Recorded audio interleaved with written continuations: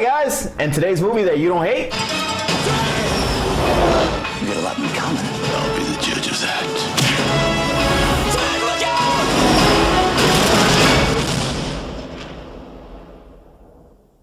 Dun dun.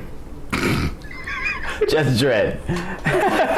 So Judge Dredd is based on a UK comic book. Right. And this movie came out in 1995. The budget was $90 million. I mean, it made 113.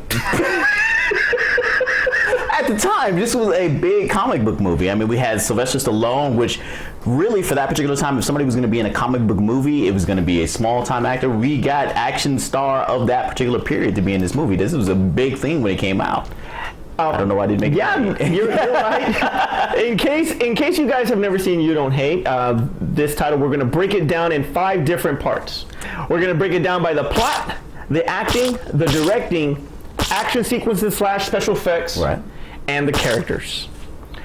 Now, this movie was, like you said, it was a big thing, but in a lot of ways, Sylvester Stallone's presence kind of hindered the project, in my opinion. Okay. Because he was so big. Now, one of the things that was the hardest backlash about this movie was the fact that he actually took his mask off. With them taking it off, it just caused all this controversy and all these people being upset about it. Well, in fact, it was not more Sylvester Stallone, but it was actually the producers, because they paid him so much. Right. They wanted to see his face. Of course, you have to. Now, that was one of the things where what we moved to now with superhero films is that now the actors are more willing to stay masked, to make sure that they maintain the integrity of the character. Back then, when you paid for a superstar to be in a movie, you have to make sure that the fans understand that superstar is in a movie. So if they wore a mask, they had to take that mask off. But I think Ryan Reynolds changed that, though, to be honest with you. I think Ryan Reynolds is the one that changed that, because if you go with Rebecca Romijn Stamos as Mystique, not as big of an actress, she was more known for modeling, right, and then you put in Jennifer Lawrence, who stayed in the makeup more. Well, because Jennifer Lawrence said she didn't like being in the makeup. That's my point. Right. Regardless, Terrence, give us the plot of Judge Dredd. All right, so if you're a big Judge Dredd fan, you will know this, and we've already seen 2 iterations of Judge Dredd. But basically, we have I guess we'll still call it the distant future. And in the distant future, we as people don't live in, major cities, all, one city after another. Everybody's kind of housed into these, I think they're mega cities, where hundreds of millions of people can live at one particular point in time. And the justice system is not the same way it used to be. It's now kind of overruled governed by judges, and the judges are judge, jury, and executioner in some cases. And that's what this movie sets up. We have Sylvester Stallone, who is basically one of the top judges that are out there, Joseph Dredd, aka Judge Dredd, who goes out and is to the letter of the law when he gives out his punishments or when he makes his judging, and that can turn into him killing you. But that's how this movie sets up. We have Sylvester Stallone as Judge Dredd with his 5-year partner, I believe, is what it was, and them going out dealing with a block war that's going on in this particular mega city. I think as far as the plot goes, it's pretty standard for a comic type movie. So I thought that the plot, there was really nothing wrong with the plot execution of the plot that goes into directing. We'll talk about that in a little bit. Right. But overall, the plot, I don't think there was anything wrong about it. Nothing. It's what the comic book sets up. I mean, we have Judge Dredd. He's a judge. He's executioner, judge, jury, and executioner. They have mega cities, and when stuff goes wrong, he gets out there and he decides your fate. So, I mean, that's exactly what it is. So, Terrence, start the scoreboard now. All right. So who gets the point? Hate or like? It's definitely like. I mean, it basically covers all the beats of the comic book, with having Judge Dredd, judge, jury, and executioner, the mega cities, not unstoppable crime, but just waves of crime, and him having to get out there and do something about it. You got to give it to like. They covered what they were supposed to do for this comic book movie. Okay. I give it to like too. No, I really didn't see from a plot standpoint anything that really was out of whack or anything. So I thought it was, I liked it too. All right, next is the acting. Now this has got some pretty, like you said, you got some pretty solid hard hitters here with freaking obviously Sylvester Stallone as Dredd, Diane Lane, right, Max von Sydow Armand Assante, Jurgen Prochnow from Beverly Hills Cop 2. He was the bad guy on Beverly Hills Cop 2. And the weak link for me, Rob Schneider. Hey, he was Mr. I am the law. he was the comic relief. He was the comic relief. I know. Because at this particular point, this is a PG-13 movie. It was rated R, actually. Was it rated R? It was rated R. Are you sure that this was rated R? Yes, it was. We'll talk more about that now. But I just swore that this was a PG-13 movie. Maybe because of the violence, it was rated R. But this movie was set up to be kind of light and fun because Judge Dredd's comic is a dark comic, and to kind of bring some of that darkness to lighten it up a little bit, they needed a comic relief. I mean, it couldn't just be all so it's fun. Which is funny because actually Arnold Schwarzenegger was tapped first to play Dredd. Which I couldn't have seen him with an Austrian accent. That's true. I don't think he could perfect an American accent. But going on, all right. So Get down. Hershey. No, not Hershey bar. Hershey. All right. So Sylvester Stallone's acting. What do you think? I love Sylvester Stallone as an actor. I mean, he's done great things in dramatic roles. And you need Copland, Creed. Yeah, if you want to count Creed and Copland. But 95 though. This is. But 95. this is. I mean, I thought this was a time where comic book movies were meant to be kind of a little cheeseball-y, and you're supposed to really just be fun. So I don't think that his acting had to be super serious. I think he was the unsmiling Judge Dredd that we knew. Except they gave him catchphrases. Yeah. Well, this is 95, so this is a year after The Crow, and that was dark, really well received. Of course, part of that is because of what happened to Brandon Lee, but regardless, you're coming off of that. I would have expected a little bit, given the content that it would have stayed dark. But you're right, it did. So you like Stallone? Diane Lane was good. I think she did good. She was basically Sandra Bullock in Demolition Man. But if she was, what came out first? This is Demolition Man. I think Demolition Man came out first. Okay, so this is Demolition Man Part 2. I think so. Dude, I can't even remember. I don't know which one came out first either. But you're right. I mean, basically, she was basically Sandra Bullock. I mean, it's basically a few funny lines, but don't get in the way. Just don't get in the way. Yeah. It's basically all it was. I mean, how can you really fault her on that? She did what she was supposed to do. She was like, she was serious about her role, and she didn't get in the way. So. I thought Jurgen Prochnow was really good as the villain. I mean, he's got that face and that attitude. He is always a villain. Yeah, he's always a villain. So he plays it really good. I thought the acting on his part was good. Armand Assante is just good in everything. I just love that guy. I thought that he was good. I did not like the context, but we'll get into that later. They had to somehow make him look like a brother. Max von Sydow. Not that type of brother. Max von Sydow. So he goes into the wasteland, and maybe that's how he meets Poe Dameron later. Exactly. That's a great tie-in. That's how he meets Poe. That's how he meets Poe. Well, poor Max. Universes he dies in this combining movie. Right there.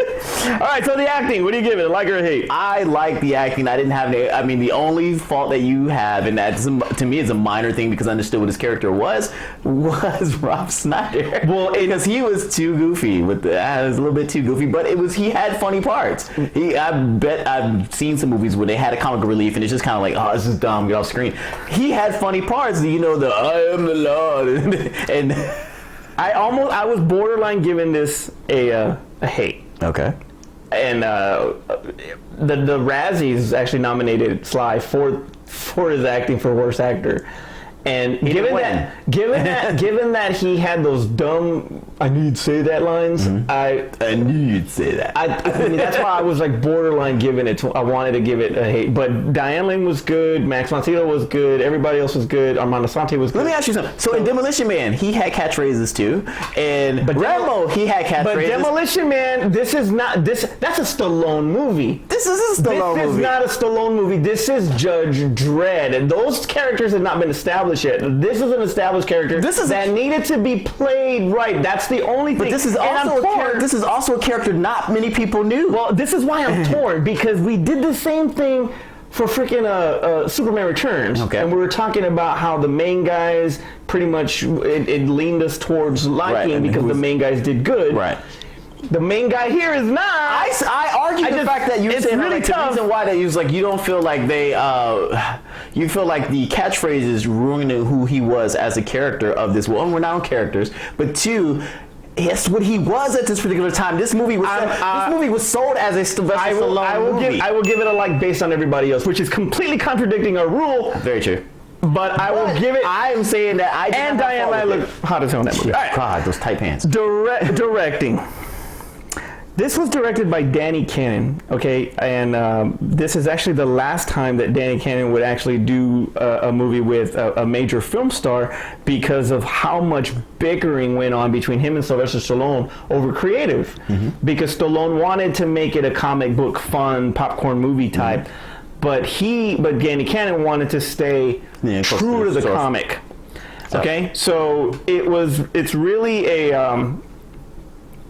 It was really bad of how he handled what he was given and finding the balance between the two, because he could not, I did not see him really doing it and giving it the balance. It still ended up being like whatever Stallone wanted. Right. Okay. And because of that, and a lot of the shots, there were a lot of deleted scenes because this was actually given an NC-17 when it was first rated. Okay. And then they edited it down because Stallone and them really wanted it to be a PG-13. Right. From the way it was cut and how he directed and everything, it got the R anyway, but he did not balance it right. It was so bad that he wasn't even allowed in the editing room. Oh wow, this is lost control of your own movie. Exactly. And this is the same guy that directed I Still Know What You Did Last Summer and made Jack Black a Jamaican. Still hate that Jamaican. So I'm giving this a hate. All right, then I would definitely agree with you. That's a hate. Just for the simple fact that this was basically a BVS ultimate cut, where the film got changed and edited down so much that this became a different film than what it was originally intended to be. Exactly. So, and that kind of falls on the director. You know, if he couldn't get his story in line enough to, maybe even with the studio itself, putting their hands in it. But as a director, if you can't, get your vision across, then obviously you didn't do a good job. Exactly. And ever since he's done a lot of TV work from CSI to Gotham. So that's how that went. All right. Next is action sequences and special effects. I thought that the action sequences were pretty good. Yeah.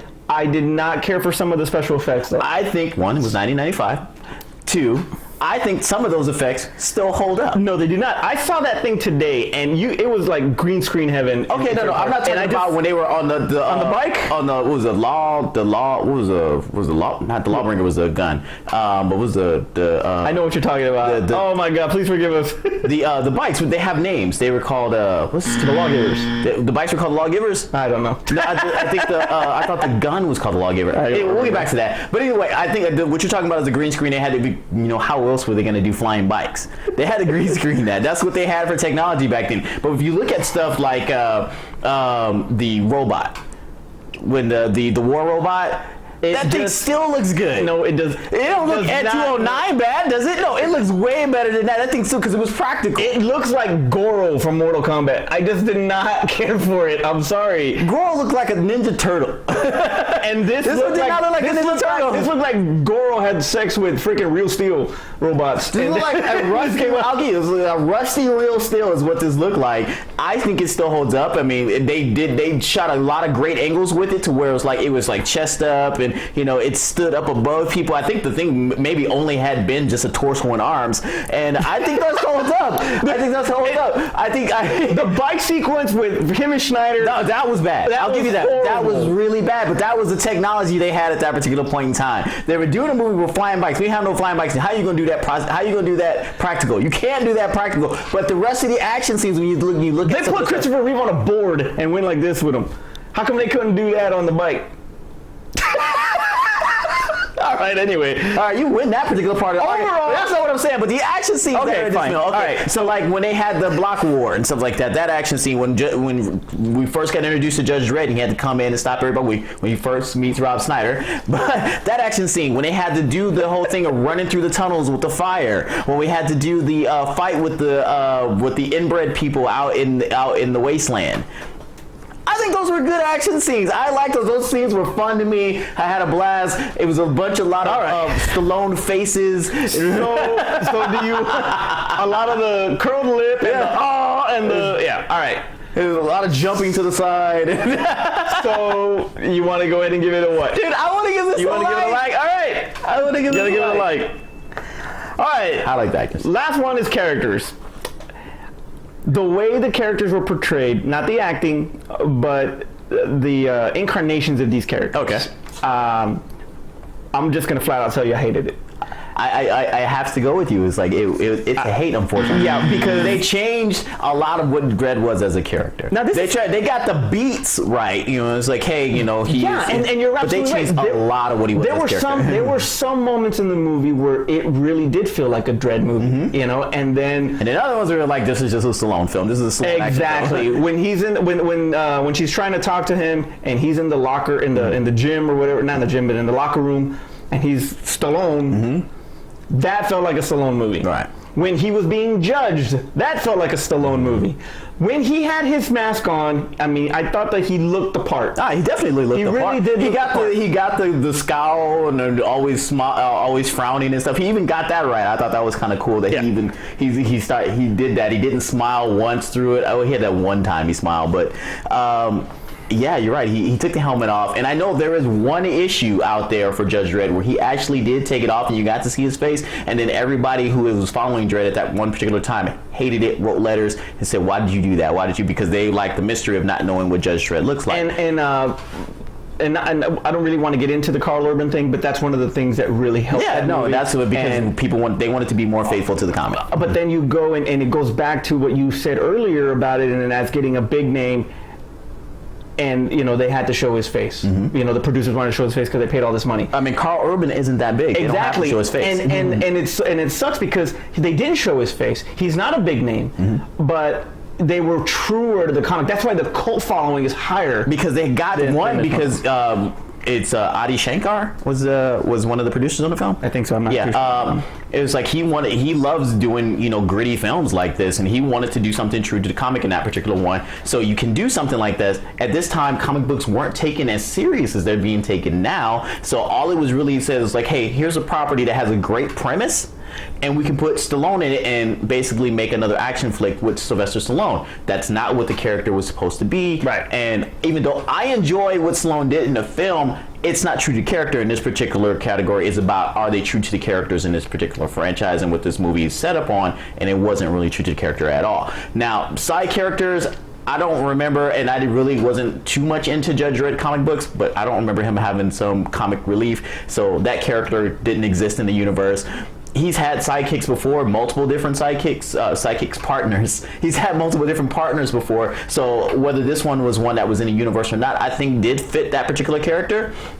But I mean, he is the main overarching character in this one, and he was a big miss. And because of that, it's definitely a hate. It's a hate. I got to give it a hate. This movie, as I said, only made about $20 million.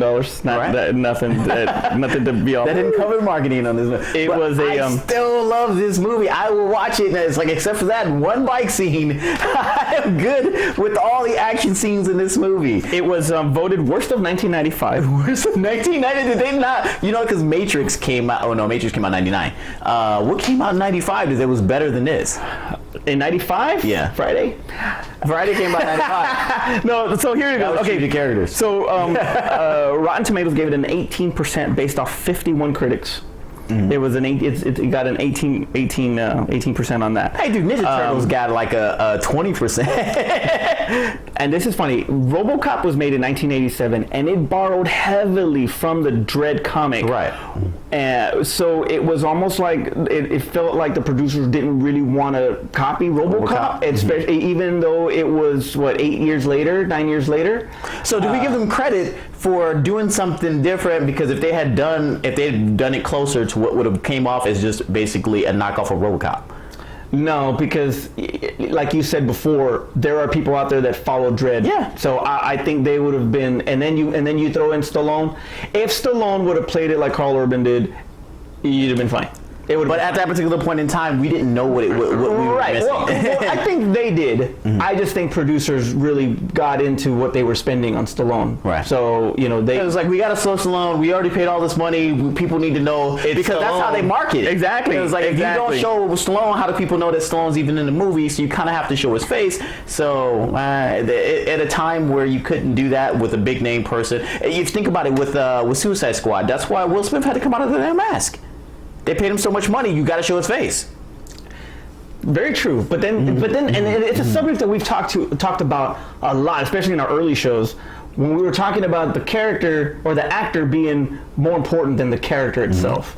And I think that because Ryan Reynolds did what he did and how he did it, he put the character before himself. Exactly, and that's why that one was such a success. And plus, he did it for dirt cheap, so they didn't have to worry about the marketing on it.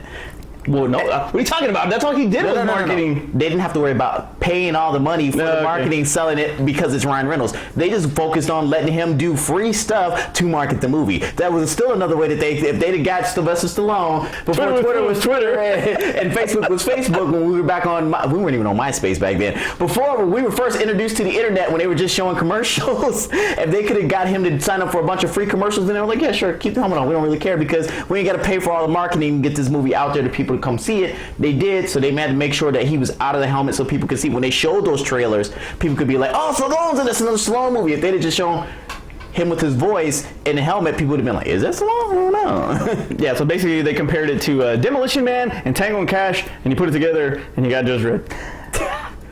Two movies I love to death, made a baby, called Judge Dredd. How can I hate this? Oh, man. Costumes were designed by Gianni Versace. I did not know that. See? Look at that. Versace. Yeah. F.O. Sachi. So even though it was voted worst of 95, you don't really hate this movie. No, the final score on this was... Final score on this was 3-2. 3-2. So, I mean, it has some faults. We definitely know it, and every movie that we do on You Don't Hate definitely has faults. I mean, I think that it's still... I showed my kids this movie because they wanted to see the Carl Urban Dredd, and I was no, let's watch this one. They love this movie. So, and I know you're like, oh, they're the kids. Well, they know. But still, it's one of those things where, like, if you see it as a young... If you see it as a person without all the biases that we have for comic book movies now, and just look at it with fresh eyes, you can really enjoy this film. I'm telling you, you don't hate this movie. You don't hate this movie, but go see the Carl Urban one better. Before you go see that one, see this film. And then compare. No. Before you go see the Carl Urban one, see this film, then go see the Carl Urban one, because if you see the Carl Urban one and then you go to this one, you're going to be like, I don't like this movie. But if you see this one first, and then you go see the Carl Urban, you'll be like, hey, that was fun. That was a great movie. Exactly. This was a fun movie, and you should realize how fun this movie is. Well, Terrence, take us home. All right, so we're finally back doing You Don't Hate. I know you guys have missed us since November. It's been quite a few months since we've been able to do a You Don't Hate because we've had so much other things going on right now. But we definitely need ideas for You Don't Hate, for movies that you don't really hate, things that are popular or not so popular movies, but you know they have a cult following. Something that you remember from your childhood that you remember and you're like, can't understand why people don't like it. Because a lot of movies get a lot of bad raps just off of like back then critic reviews. And it was like, as much as we deal with Rotten Tomatoes now and aggregate scores of critic reviews and how people backlash at now critics, people love movies that sometimes that critics don't like. And so, you know, let us know. Put it in the comments below. We'll take those suggestions in and we'll hopefully be back sooner than 5 months. Well, we're in April now, so I got one for Tokyo Drift. Since The Fate of the Furious is coming out in April, to do a You Don't Hate on Tokyo Drift. I gotta watch it again.